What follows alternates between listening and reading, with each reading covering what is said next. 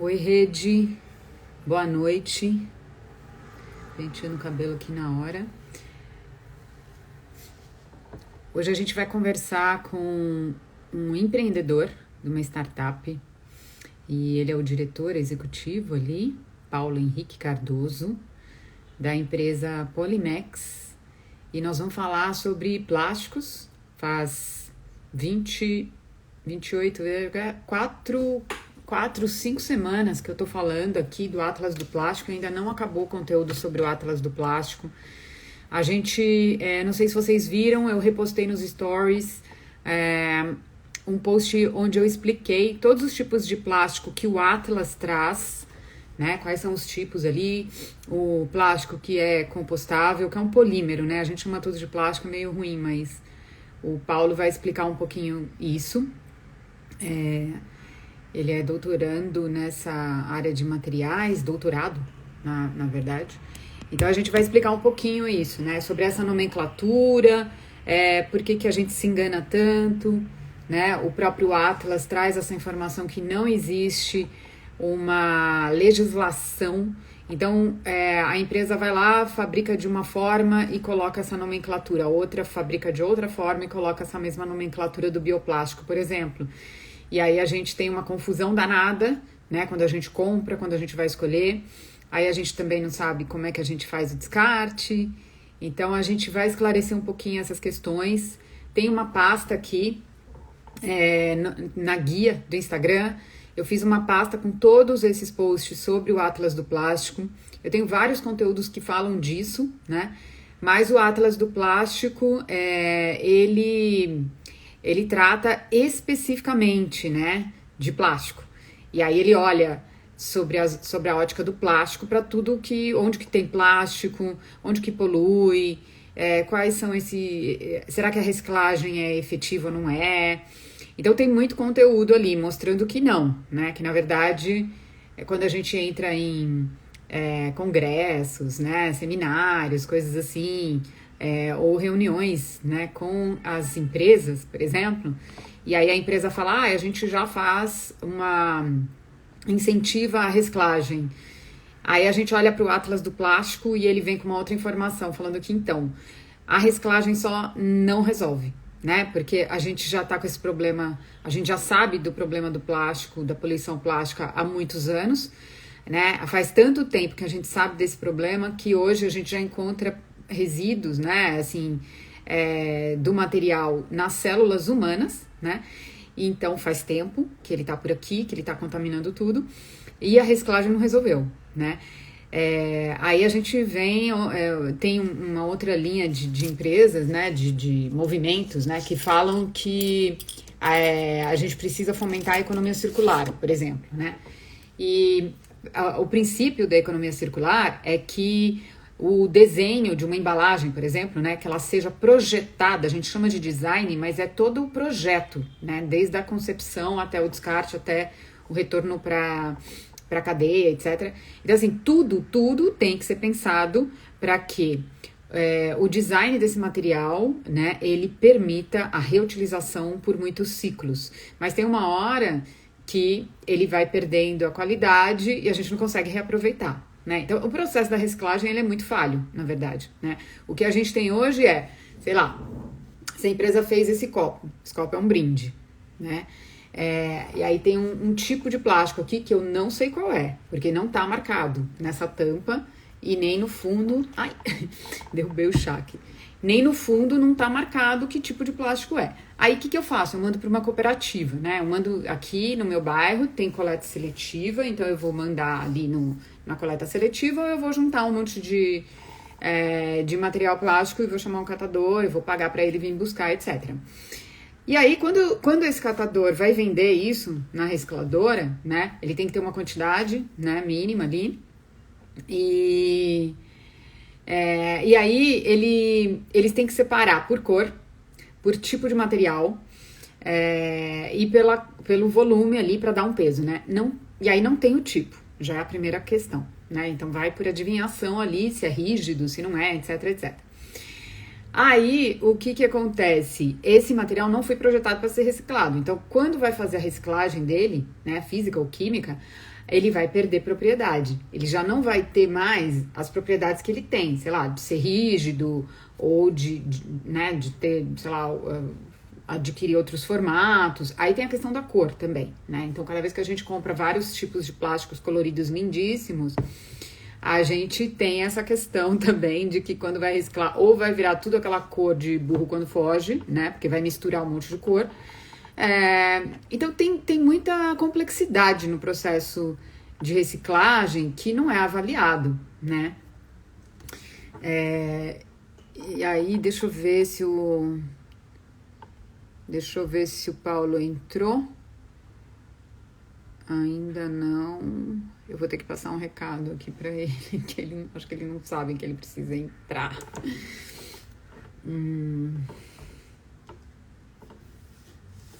Ah, e agora ele entrou. Legal. Que bom, porque eu não ia conseguir. Eu não ia conseguir te chamar, Paulo. Então a gente já vai começar essa explicação toda aí, uma conversa boa com uma empresa que está criando um. Opa! Oi! Tudo bem? Vamos ver. Oi, Paulo. Olá, Olá, tudo bem? seja Estão bem-vindo. Tá conseguindo me com um ouvir pouquinho. bem? Tô te ouvindo bem. Obrigado. Tá com um pouquinho de delay, então eu vou falar devagar para chegar e vou esperar bastante para você responder. Mas tudo bem. Bom, eu estava falando um pouquinho dos Tá posts bom. que eu estava falando um pouquinho dos posts que eu já fiz, né, do Atlas do Plástico. Acho que a gente vai poder explicar melhor essas questões. Então, vou deixar você se apresentar, falar o que, que é a Polimex, né, como ela chegou aí no mercado, o que, que ela está trazendo, o que, que ela está propondo, fabricando e tudo mais. Certo. Bom, eu sou Paulo Henrique, né? Eu sou formado em Química pelo IFRJ, Instituto Federal do Rio de Janeiro, e eu sou doutor também na área de Engenharia de Materiais, Ciências de Engenharia de Materiais pela Universidade Federal do Rio de Janeiro. A Polimex, ela surgiu como um spin-off de um trabalho da graduação do Instituto Federal, feito pelo Luan Campos. Ele também é formado em processos químicos, assim como eu, do IFRJ. Então a Polimex surgiu, a ideia surgiu lá em 2016, em 2018 eles começaram a implementar já o estudo que eles já vinham fazendo sobre a possibilidade de fabricar esses biopolímeros. E atualmente a Polimex ela já tem alguns produtos formulados, já disponíveis, atendendo alguns clientes, e estamos em aprovação de clientes, né? Então, passando por etapa de teste industrial para aplicação desses materiais, e os clientes já estão aprovando e a gente pretende lançar o produto agora em setembro. Ô Paulo, a gente chama tudo de plástico, mas eu acho que é importante a gente começar a entender o que são polímeros. Por exemplo, o material que vocês produzem vai para uma outra indústria que vai fabricar a partir desse material embalagens. Aí você pode explicar também, né, que tipo de produto esse material pode gerar, né, pode se transformar. E essa questão mais técnica, né? Tipo, por que que a gente mistura tudo no mesmo balaio do plástico, sendo que a gente tem um que é bioplástico? Qual é a característica dele e tal? Certo. Então, o plástico da Polimex, ele é uma mistura de biopolímeros e a gente utiliza resíduos agroindustriais. Então, antes que seriam resíduos derivados da agroindústria, seriam descartados em aterros sanitários, a gente reaproveita esse material para a fabricação desses plásticos biodegradáveis. E esses plásticos que a gente produz são os pellets, chamados pellets, que são aqueles grãozinhos pequenininhos, falando uma linguagem mais popular. esse material ele pode ser levado para uma indústria de transformação. O que é a indústria de transformação? A indústria que fabrica uma embalagem, a indústria que fabrica um descartável. Então, nosso material ele é aplicado principalmente para uma indústria de materiais descartáveis, plásticos de uso único, né, que a gente chama. Também indústria de embalagens, então diversas embalagens que a gente encontra no mercado. E a gente também pode aplicar o PNB, que é o nosso principal produto, o plástico natural biodegradável. A diferenciação de um plástico convencional e de um bioplástico é a seguinte: um plástico convencional que é derivado de um combustível fóssil, um petróleo, né? Então a gente consegue ali extrair esse material, né, para fabricação. A gente sabe que é um processo dispendioso, né, de bastante energia, é um material poluente. Então, surgiram os bioplásticos. Os bioplásticos, de uma forma geral, são aqueles que podem ser de fonte renovável, tudo bem? Agora, existe uma diferenciação de bioplástico para plásticos biodegradáveis. Não sei se você quer entrar nisso agora, mas já quer entrar. Tá. Então tá bom, vamos começar a destrinchar isso um pouco. Dentro de bioplásticos, né, que são esses plásticos derivados de fontes renováveis, então plástico derivado de cana-de-açúcar, por exemplo, derivado de milho, derivado de batata, beterraba, existem diversas fontes, né, de onde são derivados os bioplásticos. Existem os plásticos que são compostáveis e biodegradáveis, certo? O PNB, especificamente, o nosso plástico, ele é um plástico biodegradável de fontes renováveis. Então, ele é um bioplástico de fontes renováveis e também ele é compostável, né? Diferenciando, um bioplástico nem sempre vai ser biodegradável, mas, por exemplo, um plástico biodegradável ele pode ser derivado de uma fonte fóssil, por exemplo, petróleo. Então, o petróleo o PC. Oi? Misturado, né? Na verdade, existem materiais que são biodegradáveis, só que são derivados de petróleo e não de fonte renovável. Tudo bem?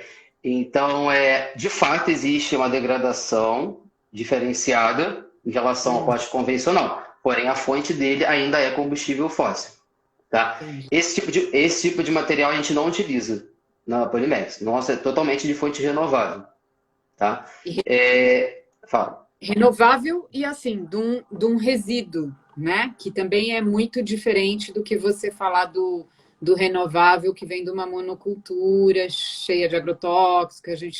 A gente não tem tanta informação assim para saber qual é a verdadeira origem, né, Paulo? Então, isso é uma questão importante, essa transparência de onde vem da empresa contar, porque lá na frente, geralmente, a gente não consegue saber. Isso, exatamente. Agora, essa questão da monocultura, né, existe muito a discussão de você está tirando a produção de um alimento para poder fazer um plástico, né? Existe a tal da competição, né? Na verdade, nem sempre existe essa competição, porque como eu falei, às vezes nós tiramos o açúcar que é usado para fabricar esse biopolímero, esse bioplástico, né? No caso, de resíduos. Então, por exemplo, existem resíduos da produção da fécula de mandioca, que pode ser utilizado para a fabricação de um PHB, por exemplo, né, que é um tipo de polímero biodegradável. Então, nem sempre vai existir essa competição com a produção de alimentos, né? E sim, a gente tem que se preocupar com essa questão da monocultura, essa questão de agrotóxicos. O mundo, né, dos bioplásticos ainda assim é um plástico. A gente precisa pensar o que isso vai gerar, né, no descarte, o que isso vai gerar como produção, o que isso está consumindo, quanto de energia. Ainda assim é um processo produtivo, ainda assim é um processo de descarte. Então eu não acredito que assim existe apenas uma solução, o bioplástico seja a solução total, né, aquela solução prioritária. Não, isso é um conjunto de coisas que a gente pode fazer.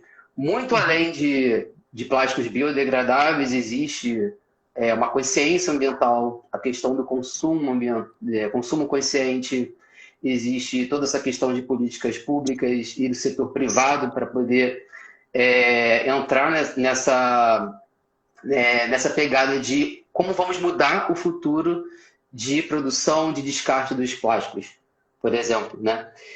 Então, voltando lá para aquelas denominações, atualmente, né, a gente vê também os chamados oxibiodegradáveis, né?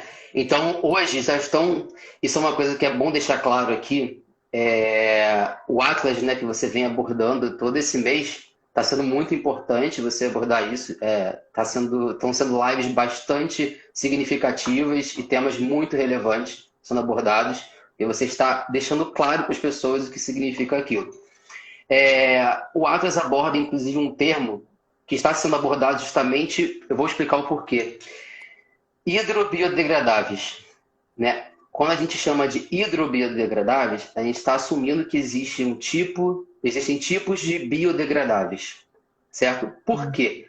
Porque existem os chamados oxibiodegradáveis. Só que, na verdade, oxibiodegradáveis não existe, tá? Oxibiodegradável nada mais é do que você adicionar um aditivo, que geralmente é feito de um ácido graxo com um metal pesado, um metal de transição. O que vai fazer? Esse aditivo, ele provoca uma quebra de cadeia do meu plástico, né, que é o processo de degradação inicial por oxidação. Mas o termo oxibiodegradável é um termo errado de se falar. Apesar de já tentar existir uma regulamentação para isso, inclusive na Europa, institutos renomadíssimos como Ellen MacArthur e European Bioplastics já estão deixando isso claro e abolindo esse termo, porque isso é um termo errado. Oxidegradação é por ação de oxigênio junto com outros elementos, como umidade, radiação. Então, é tudo associado. Então, esses aditivos, eles provocam a oxidação inicial e aí esses vendedores de aditivos oxibiodegradáveis, eles dizem que é a etapa inicial para que depois o micro-organismo ataque. Não. Quando a gente usa esse termo oxibiodegradável, a gente assume que estamos resolvendo todos os problemas dos plásticos. Porque simplesmente vamos colocar aditivos no polietileno, no polipropileno, que são os plásticos derivados de petróleo, e que eles vão se tornar biodegradáveis. Mentira, isso não existe. A biodegradação, de fato, o que é? É quando a gente quebra a cadeia do polímero por ação de micro-organismos exclusivamente, como bactérias e fungos. Claro, existem fatores, condições que vão ajudar isso? Sim, vão ajudar esse processo, umidade, calor, temperatura. Então, de fato, existe sim influência de fatores externos, mas o mecanismo de quebra, esses agora chamados hidrobiodegradáveis, é porque é uma questão de hidrólise. É quando a gente tem a ação da água agindo na quebra da cadeia junto com os micro-organismos. Só que a água é um bem natural. A água presente no solo. Entende? Nos próprios micro-organismos, né? Que agem ali na terra, né? Enfim. Então, é por isso que é interessante para essa grande indústria colocar esse monte de termo, porque aí a gente fica super confuso e aí a gente não sabe mesmo, né? A gente não tem essa, digamos, esse conhecimento de pesquisa, que você é um especialista, e aí a gente vai comprando esse monte de baboseira, né? A gente vai comprando e esse oxi, né? Ele a maioria das empresas que eu questionei, né, que colocavam que era biodegradável e tal, toda vez que eu questionava, vinha esse oxi.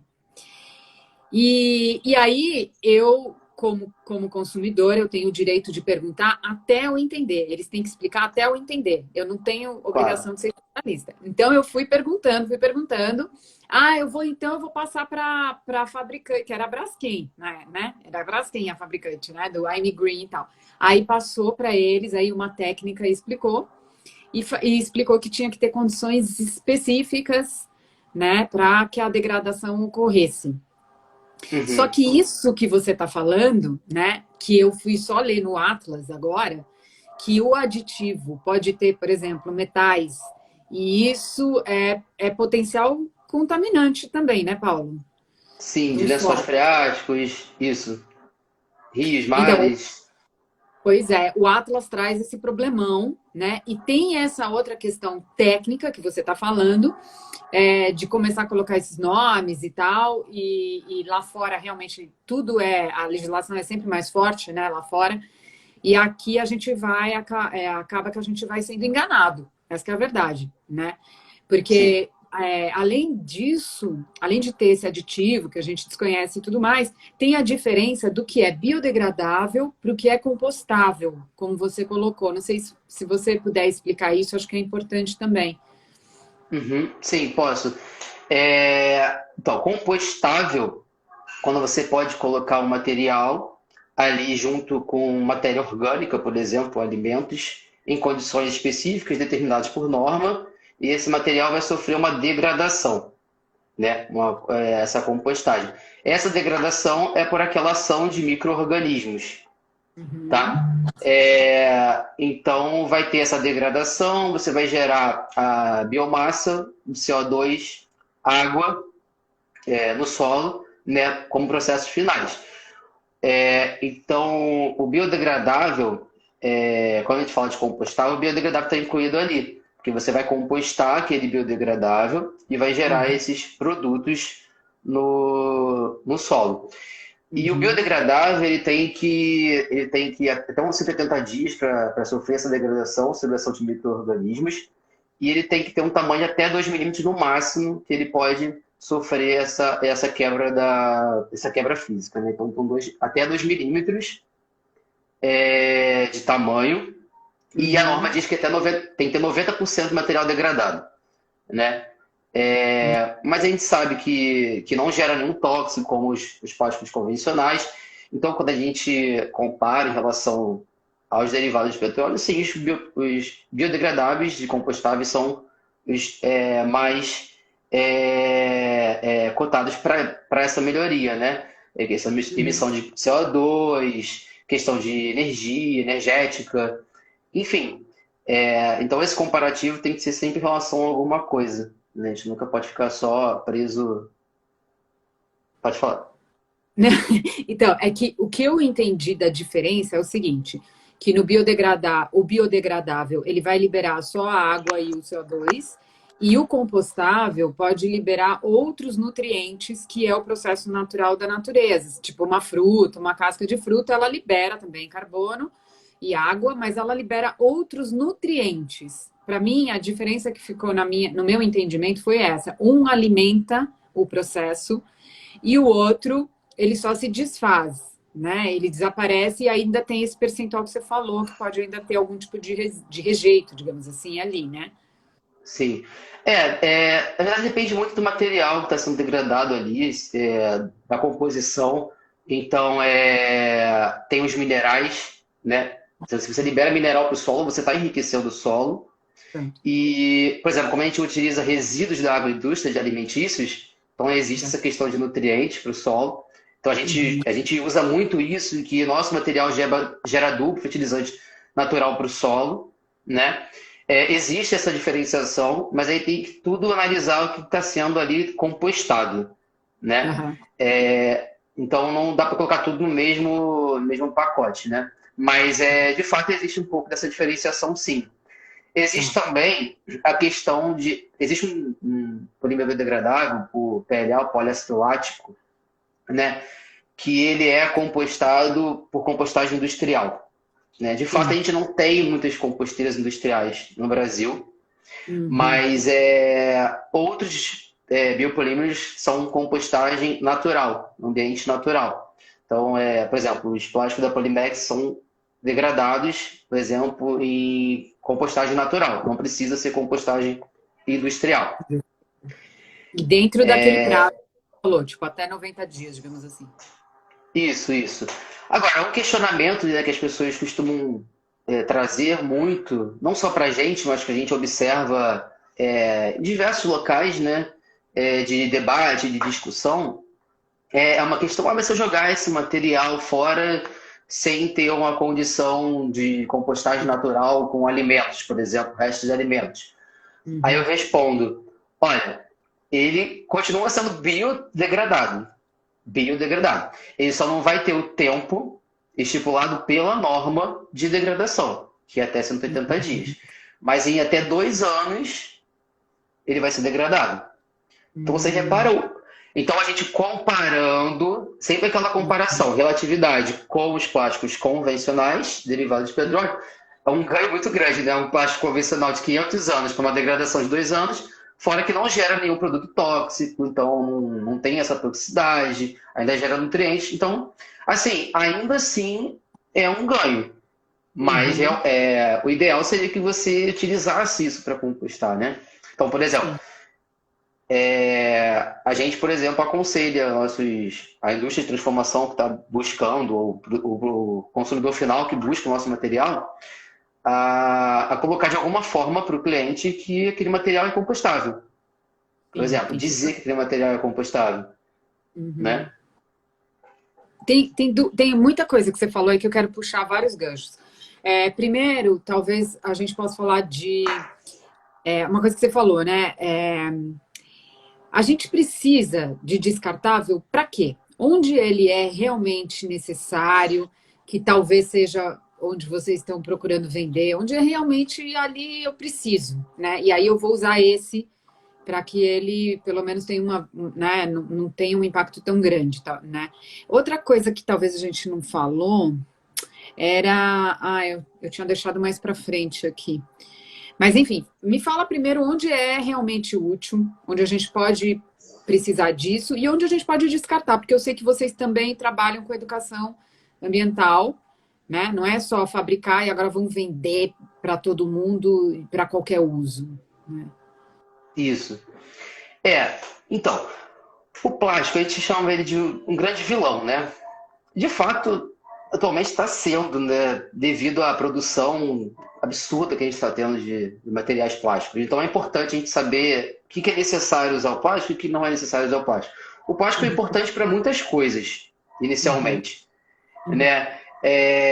Claro, né? A gente, indústria de aviação, por exemplo, né? A fabricação de aviões foi importante para deixar os aviões mais leves, economia de combustível, tudo bem.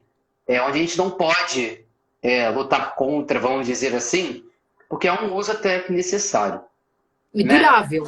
E durável, exatamente, exatamente. A gente não vai ter um descarte imediato desse material. Agora, descartáveis, é uma pergunta que eu me faço. Onde é que a gente pode. Como é que a gente não precisa mais? Eu não vejo, assim. Cara, pra mim, a gente pode abolir bastante coisa de plásticos de uso único. Muita coisa. Eu não vejo, assim, onde a gente precisa continuar usando, assim, o Talvez dia a dia. na saúde, digamos, né? Hospital, esses É, locais que não é uma escolha nossa, né? exatamente. Sim, sim. Concordo. Né? E assim, Concordo. Acho eu que acho muito específico. Por exemplo, vocês estão sendo procurados ou vocês estão indo atrás de empresas? E aí, que tipo de empresas são? Que mercado é? olha, um pouco dos dois. A gente está sendo procurado bastante e a gente também faz um trabalho de prospecção comercial muito forte. Certo. Diversas empresas buscam a gente, desde empresas de fertilizantes, embalagens para cosméticos, embalagens secundárias, produtos finais, como por exemplo lanchonetes, né? A gente está correndo atrás também dessas lanchonetes que utilizam descartáveis de uso único, que na verdade a gente faz essa ponte entre a indústria da transformação e o consumidor final também. A gente não faz Uhum, só a ponte, a prospecção comercial para a indústria da transformação. entendi. Então a gente entende que se o consumidor final tem uma demanda, a indústria da transformação vai ter uma demanda. Entende? Entendi. A Polimex, ela quer solucionar a dor do consumidor. Nós não queremos solucionar a dor da indústria da transformação. A dor é a que você sente, é a que eu sinto, é a que muita gente sente. a usar um plástico e descartar esse plástico em qualquer lugar e sei lá o que você está gerando para o meio ambiente, vamos dizer assim, né? Eu Uhum, digo isso porque muita gente não sabe o que está gerando para o meio ambiente, né? uhum. Então, a gente resolve a dor do consumidor final. Então, a gente faz a prospecção direto no consumidor final e aí o intermediário é obrigado a agir também, né? E muitos Então, intermediários já buscam. Desculpa, pode digamos falar. que, por enquanto, a gente está trocando aquele que não vai degradar nunca e que é terrível, nem recicla, por, né? Vocês estão Isso. buscando meio que essa substituição, mas o ideal, por exemplo, quando você fala lanchonete, para mim hoje, depois de 5 anos que eu tenho feito essa transição, para mim, lanchonete não devia usar em lugar nenhum, por exemplo, né? Sim. Mas porque eu, por exemplo, ponho tudo no meu guardanapinho de pano, sujo o guardanapo, eu lavo o guardanapo e acabou, né? E deixa eu só pegar uma pergunta, porque a Aline é a minha inspiração master aqui do Instagram, e ela perguntou se a gente já falou sobre composição. Sim, Aline, a gente falou no começo bastante sobre essa questão da composição. A Polimex vem de. é, ela utiliza, né, resíduos da indústria do agronegócio, né? E aí ele explicou bastante sobre essa composição e a diferença de biodegradáveis e dos compostáveis. No caso da Polimex é biodegradável e compostável. E a Isso. Aline também é muito ponte para pequenos produtores, então é muito legal saber, porque existe uma necessidade ali deles na hora da venda. Alguns produtos precisam ser embalados, né? Eu já questionei isso, até onde eu compro, eu falei, mas por que que isso tem que vir nesse saquinho plástico e tal? E eu compro orgânico e ela falou, pois é, mas eles não podem tirar de lá sem esse plastiquinho e tal. Então já é uma opção, por exemplo, né? Já é uma Sim. opção desse novo tipo aí de plástico. E aí, eu até, aproveitando que a Aline fez essa pergunta, uma coisa que eu ia te perguntar lá atrás é o seguinte: falando sobre essa nomenclatura que fica confundindo a gente até falou, viu, Aline, de oxibiodegradável, hidrossolúvel, como que é? Biodegradável. Hidro- Hidrobiodegradável. E aí, essa montanha de nomes, né? É, o Atlas, ele reforça que isso também é um problema, porque a gente não tem legislação que, que regule, né? Fala, olha, você só vai colocar esse nome se tiver isso, isso e isso. Então, a falta dessa regulamentação também é um grande problema para todo mundo, para quem faz direito, né, para quem compra, para quem está procurando, para quem utiliza como um consumidor, né, está fazendo a sua escolha. Tem algum movimento que aqui no Brasil que está buscando regular isso para não ficar esse samba do crioulo doido? Olha, existem movimentos assim de terceiro setor, né, já cobrando isso, mas políticas públicas existem essas leis assim que estão querendo abolir, né, o uso de descartáveis de uso único, canudo, copo. Existe um projeto de lei do Senado, né, para uso de biodegradáveis em relação aos plásticos de Sim. petróleo. Mas assim, são leis que é um projeto de lei federal, existem as leis municipais e estaduais, né? Só que não é bem uma regulamentação, né? Eu acho que ainda falta muito para chegar nisso, né? Mas por que não tem esse interesse? A indústria acha que os plásticos biodegradáveis vão tomar todo o setor de plásticos, né?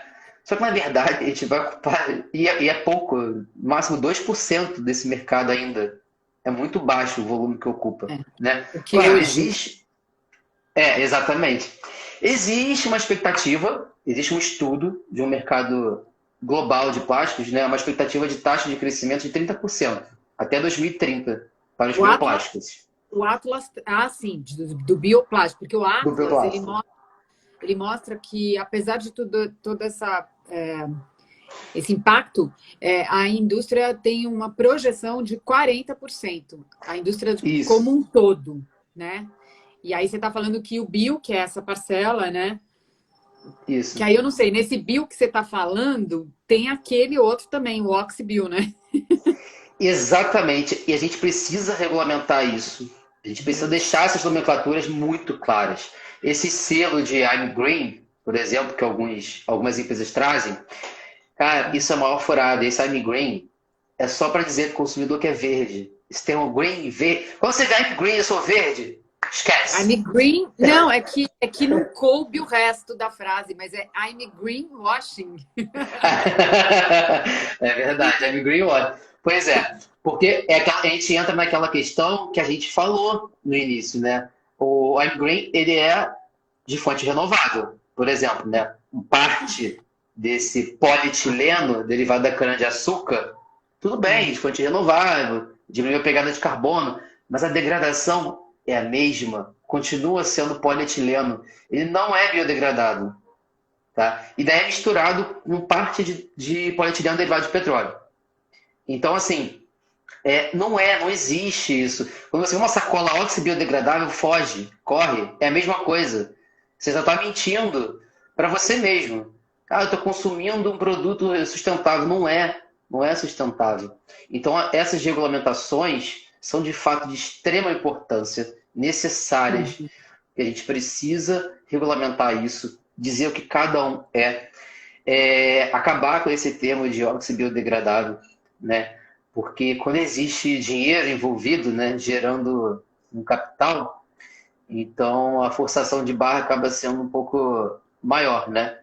É, eu falo isso abertamente porque não tem como a gente fechar os olhos para isso, simplesmente, né?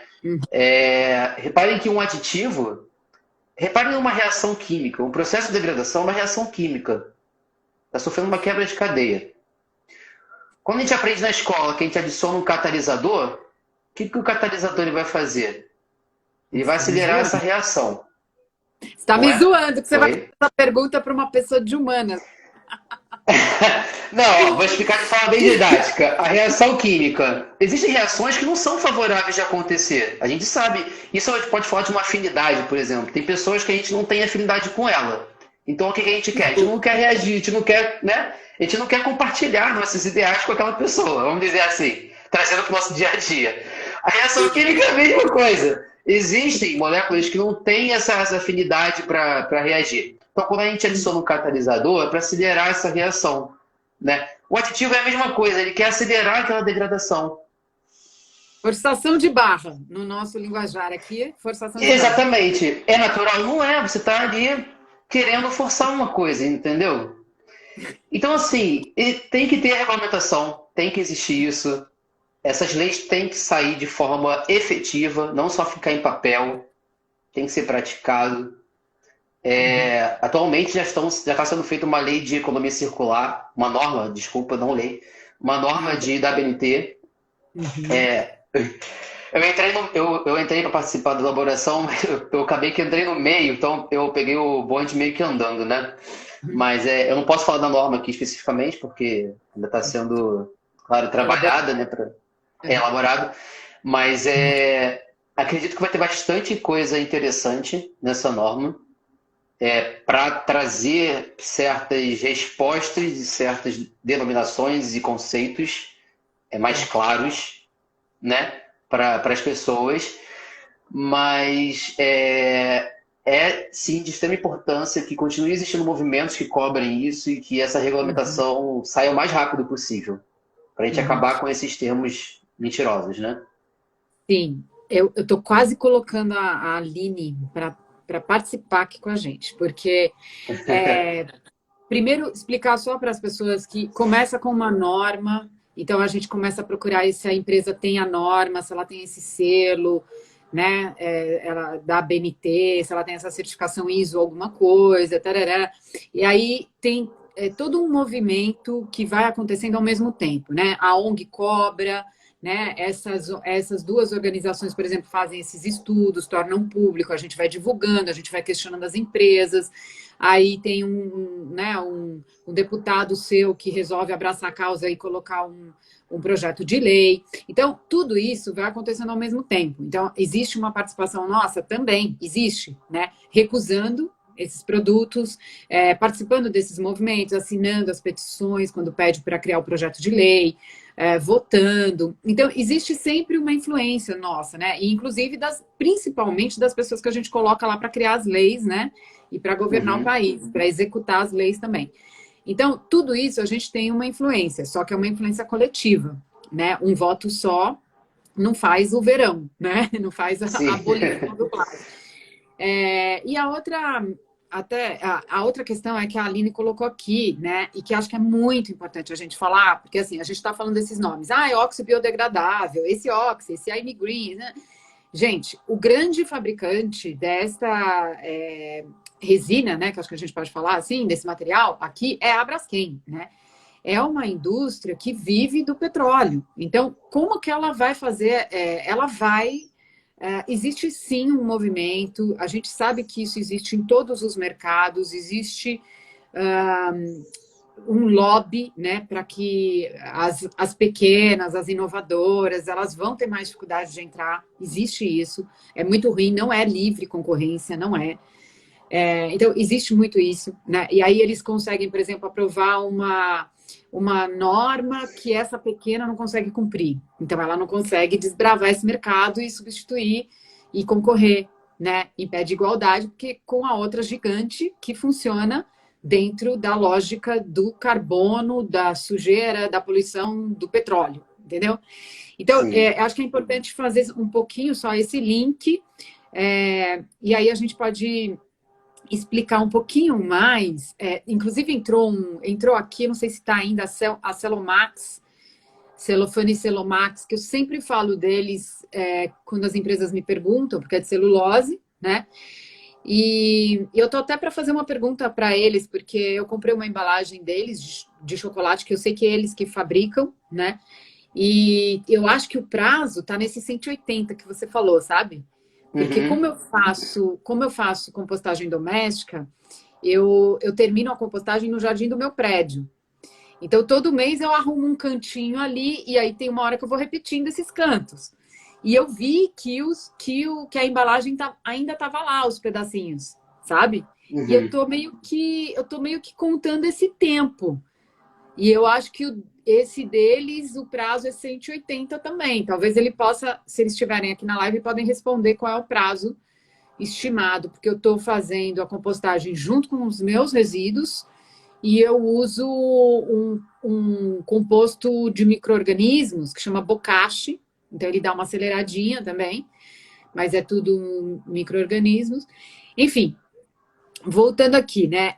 Eu queria explorar um pouquinho, já que a gente falou dessa indústria poluidora, né? A gente está falando, por exemplo, do plástico, mas a gente não viu lá atrás como é que foi a exploração do petróleo, que tem inúmeras outras consequências, que se a gente não estiver perto de um poço, né? A gente não vai nem saber, mas que é uma das, assim, é uma indústria realmente que está acabando com o planeta, né? A gente está ali Sim. a gente está aqui por. A gente está, digamos, na hora extra, já. Né? Sim. E aí, eu queria que você falasse um pouquinho nesse teu processo de produção. Quais são os impactos da produção do polímero de vocês, né? Do biopolímero de vocês. E se o pós-uso dele é realmente só a compostagem, ou se ele existe uma possibilidade de reuso, de extensão da vida ali, ou não. A ideia é realmente uso único, rápido e biodegradar. Explica isso para a gente. Certo. Nosso processo, né, é o processo de produção, né, fabricação do plástico, né, de processamento. Então, existe sim energia envolvida, água, isso como todo processo produtivo, né? Uhum. Demanda um pouco menos de energia? Sim, porque a temperatura utilizada é um pouco mais baixa, mas ainda assim demanda energia. É um processo produtivo como qualquer outro, né? A diferença é que a gente não utiliza nenhum tóxico, a gente não utiliza nenhum componente químico agressivo, nada disso. Todos são componentes naturais. Então, essa é a diferença de processamento. Então, reduz a pegada de carbono, tudo isso é envolvido. O nosso material, ele foi feito para ser compostado e descartado, Tá. né? Sofrer a biodegradação. Por quê? Quando a gente recicla o material, por exemplo, a gente Uhum. volta ele para o processo reprodutivo, então gasta mais energia. É, eu vou explicar o que eu estou querendo dizer. Mas o nosso, a gente quer que suma do planeta. Que Tá. não existe jogar fora. Entendeu? Então a gente quer que ele seja biodegradado e gere nutrientes para o solo. Por exemplo, na indústria da produção até da biomassa, né, da própria biomassa, ele pode ser compostado ali mesmo, já vai enriquecer o solo. Agora, em relação a essa questão de reciclagem e biodegradação, né? A reciclagem ela é importante. É um dos meios de você reaproveitar o material, tá? Porém, a gente sabe que o que é reciclado no Brasil é em torno de 3% apenas. Eu falei Então, isso no assim, comecinho. para que ela seja de fato eficaz, ela tem que ser muito mais do que 3% reciclado, né? Existe o que pode ser reciclado e o que é de fato reciclado, né? Ah, esse material é reciclável? Mas ele é reciclado? Não, então não adianta. Então, assim, Uhum. tem que garantir essa reciclagem para que elas comece a fazer algum efeito, né? É porque o tema é bem amplo, né? A gente acaba destrinchando para muita coisa. E quando a gente faz as Não, e reciclagens, fala, pode falar. tem uma coisa que eu acho que é importante a gente entender também, é que é, de acordo com a escola, né, do Cradle to Cradle, que é uma das escolas da economia circular, digamos assim, a gente tem duas maneiras de reciclar, né? Uma reciclagem Uhum, do ciclo técnico, que é essa que a gente está falando, reciclagem, e uma reciclagem do meio biológico, que a gente está chamando de compostagem, mas é também uma reciclagem, né? De você transformar aquilo num nutriente, vai crescer em alguma planta, a gente vai comer de novo, vai virar carbono de novo, não sei o que lá, e fica indo e voltando, só que dentro de um ciclo natural biológico e não dentro de um ciclo técnico, que é onde hoje pouquíssima coisa funciona, não, sei lá, é muito pouco exemplo que eu tenho, por exemplo, uma cadeira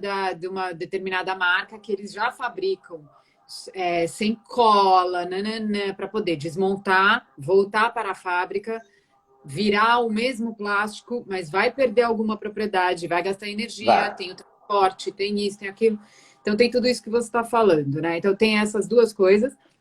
Acho que até seria interessante você falar se vocês têm interesse nessa. Isso tem uma certificação, né, do Cradle to Cradle, porque me parece que vocês se enquadrariam até, né? A não ser que a questão energética, porque eles exigem que a energia seja também de fonte renovável.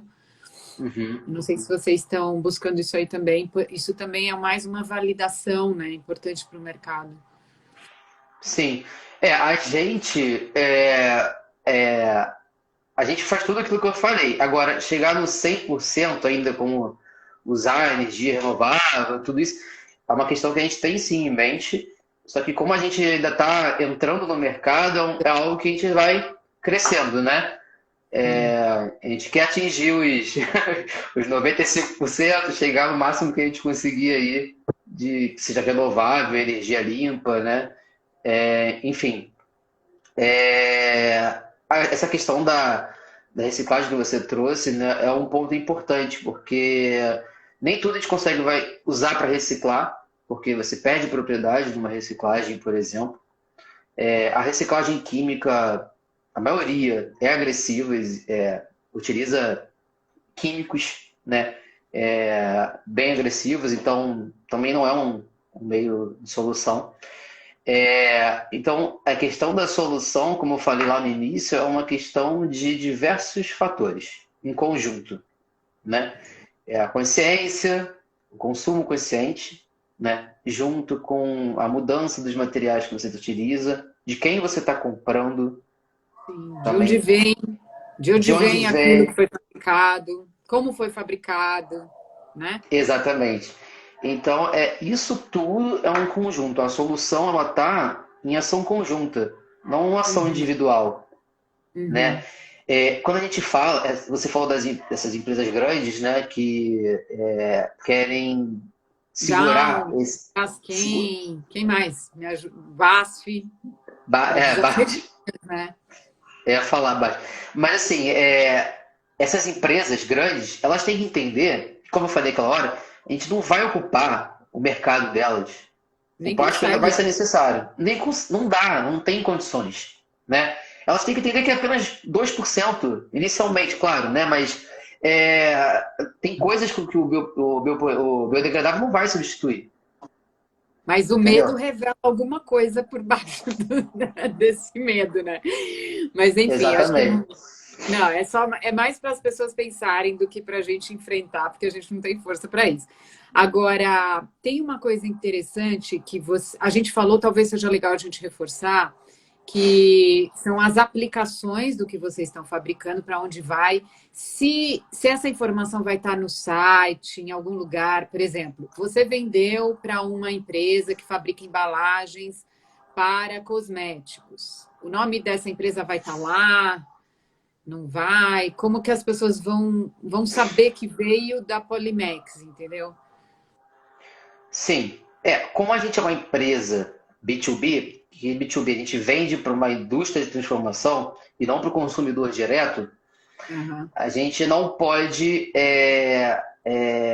impor, né, que coloque o selo da Polimex ali, né? entendi. O que a gente aconselha a empresa pelo menos colocar, identificar que aquela embalagem ela é compostável, né, de fonte renovável, para informar o consumidor o que ele pode fazer com aquela embalagem, né? Sim. Então existe esse aconselhamento, a gente acaba entrando um pouco no marketing, né, da empresa, né, que está consumindo nosso material, seja tanto para a empresa que consome final, sendo a intermediária. Mas Uhum. isso é uma ponte que a gente faz, a gente não pode impor isso, né? Mas vocês podem pôr o logo das empresas clientes Sim, numa área no site, que aí já fica mais fácil para quem está procurando embalagem, por exemplo. Que aqui eu tenho empresas e tenho pessoas, né, físicas, assim, indivíduos.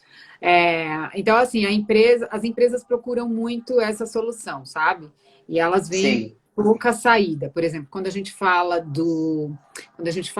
da celulose, né, do celofane, é muito sim, pouco, não atende todos os produtos. Então, alimentos, por exemplo, prontos, né? Então, sim, eu sei mais ou menos qual é a maioria. A maioria é a maioria que está poluindo também, que é essa maioria dos descartáveis de alimentos e cosméticos. Essa que é a verdade, né? Que é o que está sim, trazendo com o Atlas. Então, eu acho que é importante ter, sabe? Tipo, são nossos clientes. E aí, se essa indústria for muito burra de não falar que é compostável, que tem todos esses requisitos que a gente está procurando, né? Aí sim, é uma falha muito grande deles se eles não contarem essa história. sim. Inclusive, a gente conversa muito com nossos clientes, né? A questão de usar o material na sua forma, na sua cor natural, por exemplo. Porque a cor é tão bonita, você mostra que aquilo ali é Qual é a natural. cor? Qual é a Tem, cor? um- tem uma cor arroxeada, tem uma cor mais clarinha também, daquele aspecto natural. Deixa eu pegar aqui um dos nossos materiais aqui, peraí. Deve variar. Ou vocês mudam, conseguem alterar essa cor? Sim. Ah, vocês conseguem. Tipo batata, casca da batata doce, né? A gente consegue variar as cores, né? De acordo com o resíduo que a gente utiliza também. A Tá. gente vai variando essas cores. Claro, né? Muitos chegam até a mandar, mas eu preciso colorir minha embalagem, enfim. Aí E o que que a complica um gente pouco.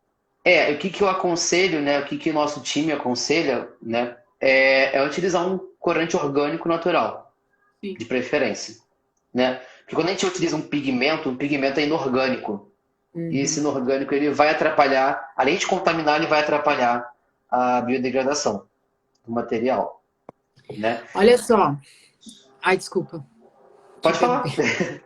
Nada.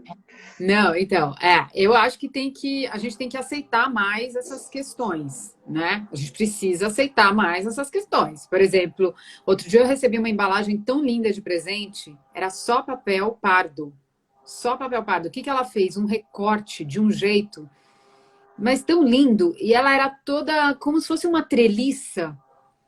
E aí ficou aquela ondulação e tal, só papel, sabe?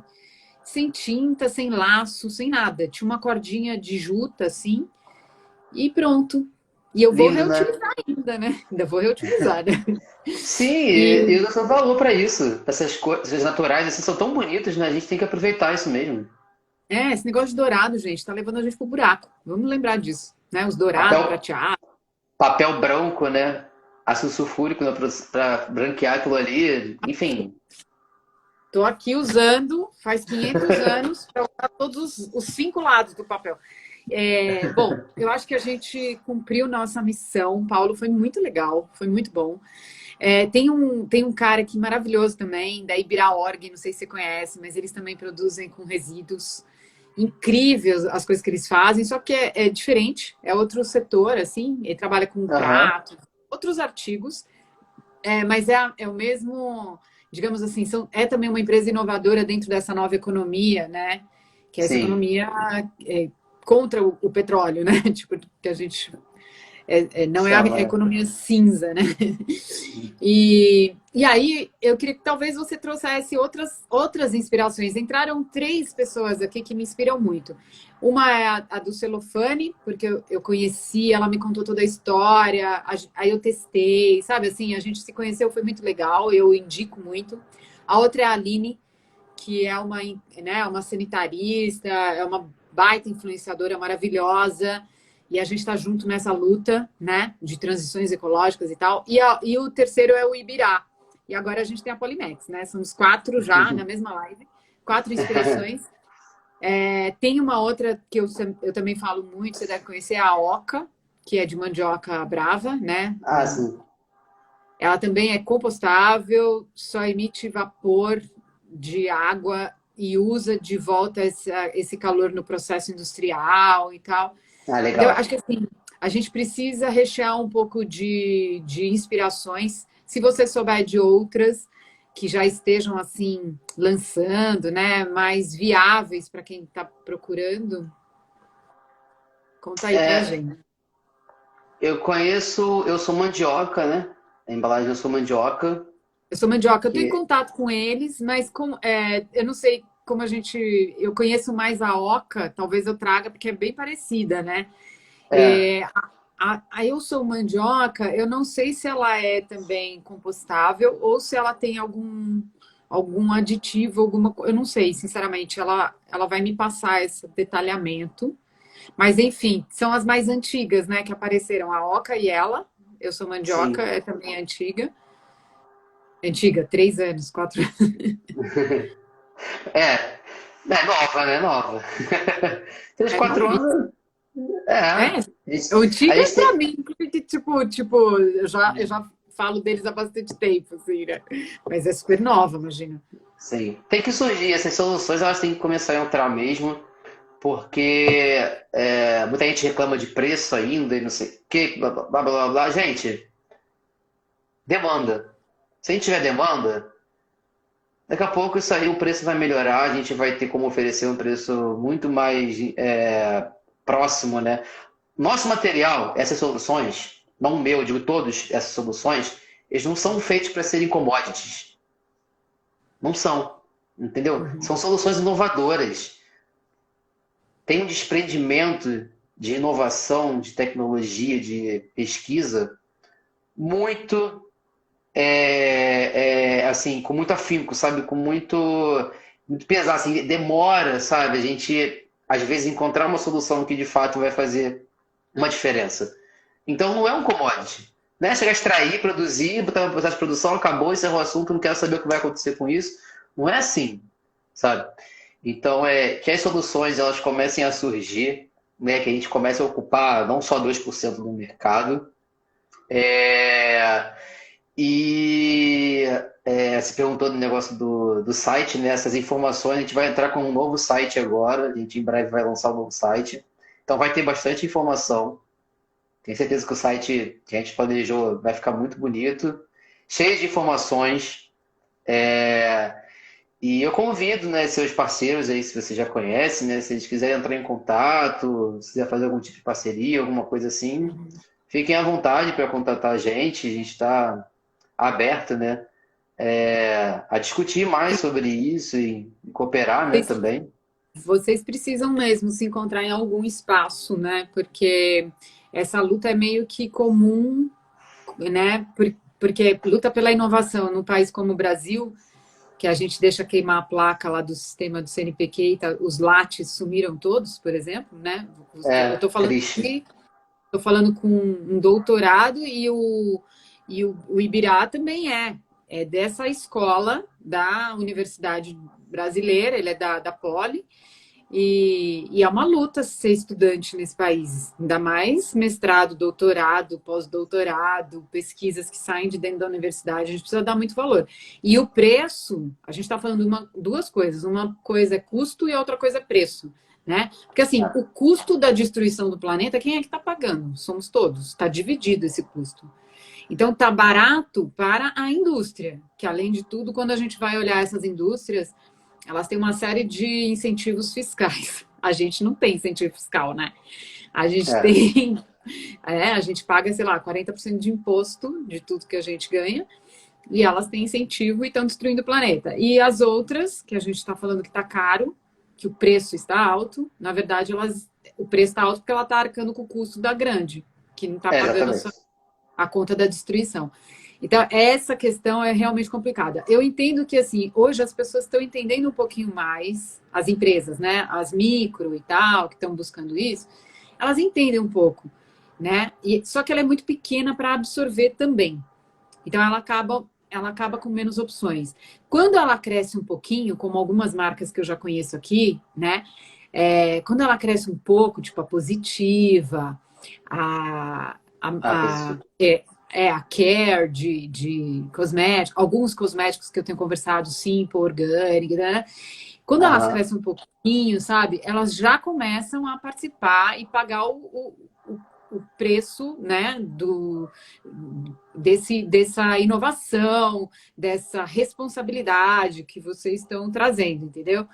Ela participa pagando o preço que né? O preço Uhum. justo, digamos. Então, agora vamos juntos, né? A gente tem que ir transformando juntos. Quando, né? Exatamente, é demanda, exatamente. A gente não quer vender o negócio, um preço que a pessoa não possa pagar. A gente quer que o nosso vai para o mercado, entendeu? É isso que a gente quer. Quando me perguntam o preço, ó, meu preço é esse, mas o meu valor é esse. É, Aí quando são a duas. pessoa questiona, eu pergunto, mas que valor essa empresa te entrega?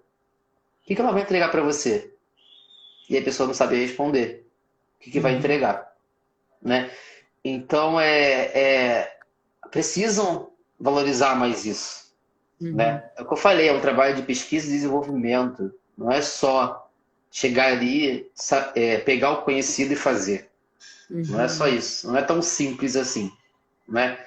Então, a gente tem que valorizar, sim, nós, né, pequenos produtores, né, e pesquisadores, desenvolvimento. Precisa de mais investimento. A universidade precisa de mais investimento em educação, em tecnologia. Pô, CNPq, isso aconteceu. É absurdo isso. É absurdo. Eu tô sem Limonade há muito tempo agora, assim. Eu sempre atualizo, né? Mensalmente.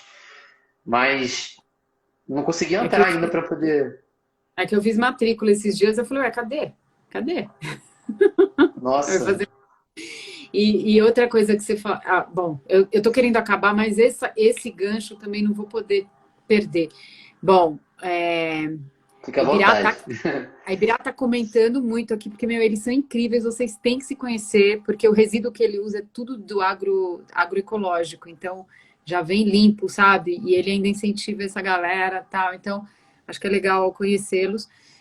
Mas essa parte que você falou do investimento está abrindo, eu acho que um grande caminho para você, para Ibirá, né, que são empresas de impacto ambiental muito alto. Esse ano a gente teve um estudo separado da Pipe Lab, que foi Uhum. só sobre empresas de impacto ambiental. Então, acho que é importante vocês se cadastrarem lá, porque quando a gente está vendo papéis de investimento abrirem essa possibilidade de entrar recurso para vocês escalarem a produção, fazer melhorias, enfim, mais pesquisas e tudo mais, esse vai ser o canal, né, para vocês acessarem, porque eles vão procurar através do Pipe Lab, que é a maior é, é o maior estudo, enfim, é o maior portal que concentra as empresas de impacto, e agora eles estão com tanta empresa de impacto ambiental que eles fizeram um estudo separado, assim.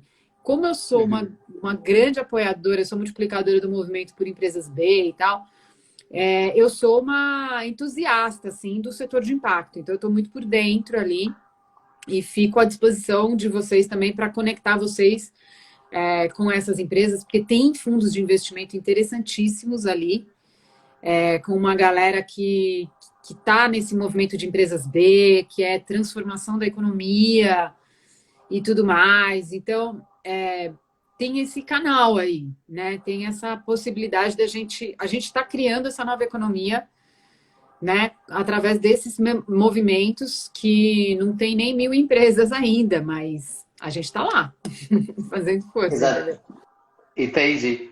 E é importante, né, esse movimento do B que você falou, né, as empresas buscarem essa certificação. A gente é um selo que a gente vai buscar agora. Eu já estou em contato com o time para a gente poder começar a prospectar o selo B, Ai, que demais. porque quando a gente fala de impacto ambiental, não é só o impacto ambiental. Quando a gente está falando daquilo ali, a gente fala de impacto social também e É lógico. econômico.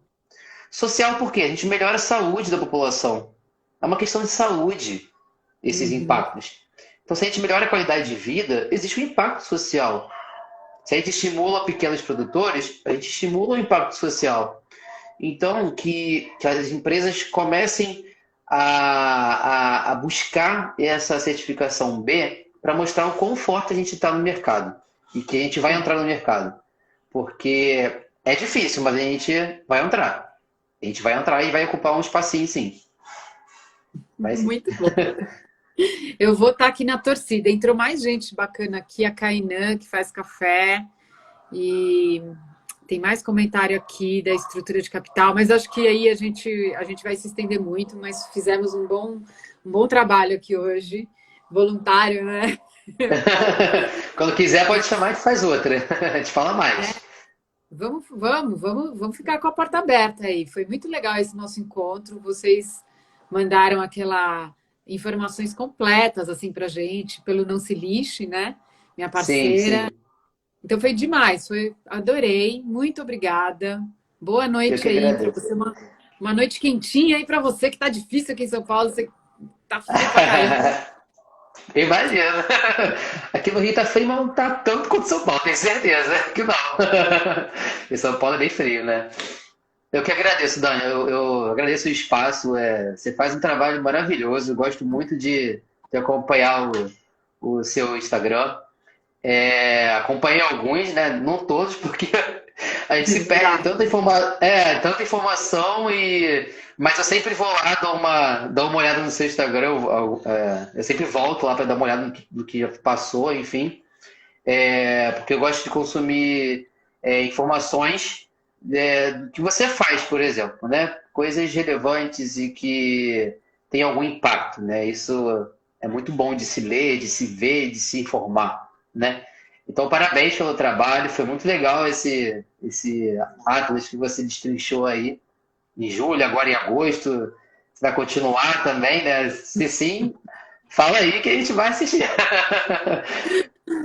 Ah, olha, E eu que agradeço.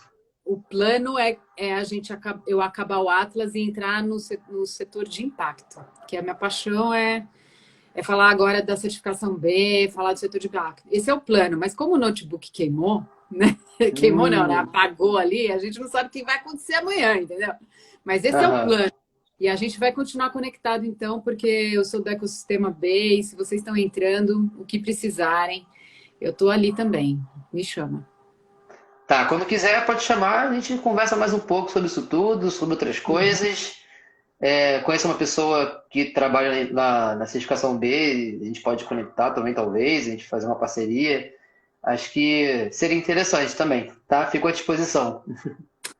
Boa noite, beijão, brigadão. Boa noite, Dani. Tchau, tchau. Tchau, pessoal. Até mais. Boa noite.